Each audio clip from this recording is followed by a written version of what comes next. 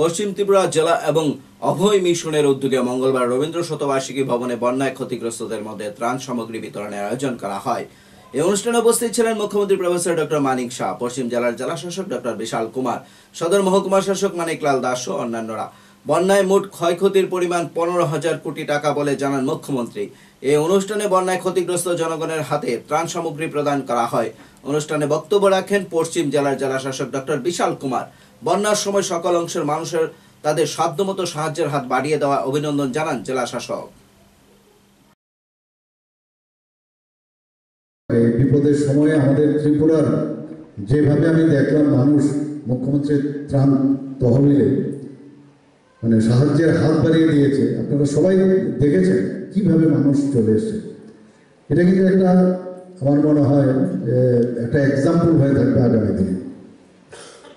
ওই ছোটো ছোটো বাচ্চার থেকে স্কুল কলেজের যারা স্টুডেন্ট তারা এসছে, বিভিন্ন স্বেচ্ছাসেবী সংগঠন এসছে, যারা কর্মচারীরা আছেন তারা এসছে, বিভিন্ন স্তরে কলেজের থেকে এসছে, বিভিন্ন যে ক্লাব তারাও এগিয়ে এসছে, বিজনেস কমিউনিটি সমস্ত স্তরের লোক কিন্তু যারা পেনশনার তাদেরকে আমি দেখেছি হাত বাড়িয়ে দিয়েছেন।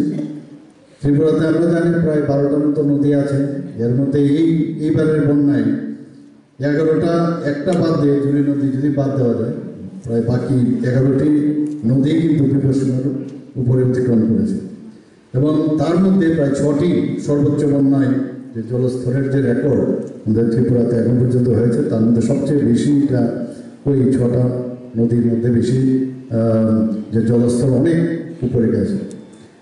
তো সেখানে আমরা যদি দেখি, আপনারা সবাই জানেন অলরেডি যে আমাদের যে district west district, Sepahijala district, Gomati জেলা এবং আমাদের সাউথ ডিস্ট্রিক্ট এই খোয়াই জেলায় এফেক্টেড হয়েছে।